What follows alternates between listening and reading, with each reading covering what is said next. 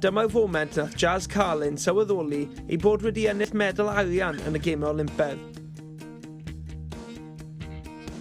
Y nofwraig o Abertawe oedd yr athletwyr gyntaf o Gymru i ennill medal yn Rio, ond mae'n debygol iawn taw nagau hi fydd y diwetha. Mae reolwr perfformiad elitedd Chwaraeon Cymru, Brian Davies, yn hyderus bod mwy o lwyddiant ar y ffordd yn Brazil. Oedd hwnna'n anhygoel, oedd y perfformiad gan Jazz yn hanesyddol.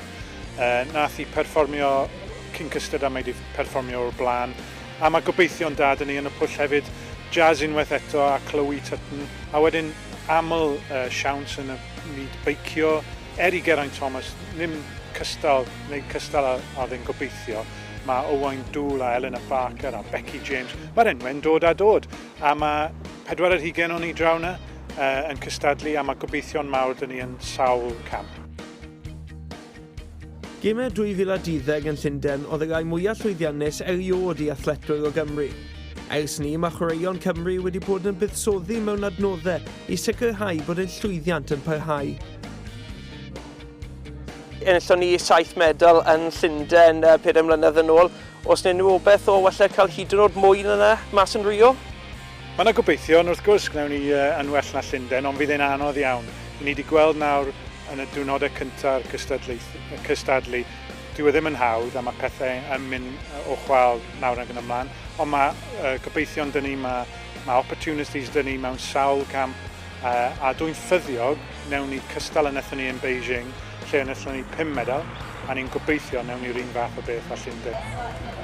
Mae ffigurau mwyaf diweddar yn dangos bod dros hanner oedolion Cymru dros bwysau, ac mae Brian yn dweud i fod yn allweddol bod pobl ifanc yn cael ei ysbrydoli i gadw'n heini a mwynhau chwaraeon. Mae'n digwydd draw ar ochr arall y byd, ond mae'n bwysig i ni ddefnyddio fe i wneud yn siŵr bod nid yn unig bod yr Athletwyr Cymru'n yn wneud yn dda draw na ac yn cynrychioli Prydain a Cymru wrth gwrs yn dda, ond bod ni'n ddefnyddio fe i ddenu fwy o blant a bobl ifanc i cymryd rhan yn y campau. Mae'r ystadegau yn dangos bod mwy yn cymryd rhan o's 3 gwaith yr wythnos, beth ni'n galw hooked on sport, a mae'r ystadegau yn edrych yn eitha iachus yng Nghymru. A'r pwyth pwysig yw i roi'r cyfle iddyn nhw, i wneud yn siŵr bod nhw'n mwynhau a wneud yn siŵr bod cyfle i cystadlu yn y camp maen nhw wedi dewis, a wedyn ni'n eitha ffyddiog i plant a phobl ifanc yn cario ymlaen. A gobeith nawr yw y gallai llwyddiant yn Rio ysbrydoli cenhedlaeth newydd o athletwyr ifanc i gyrraedd Tokyo mewn 4 mlynedd.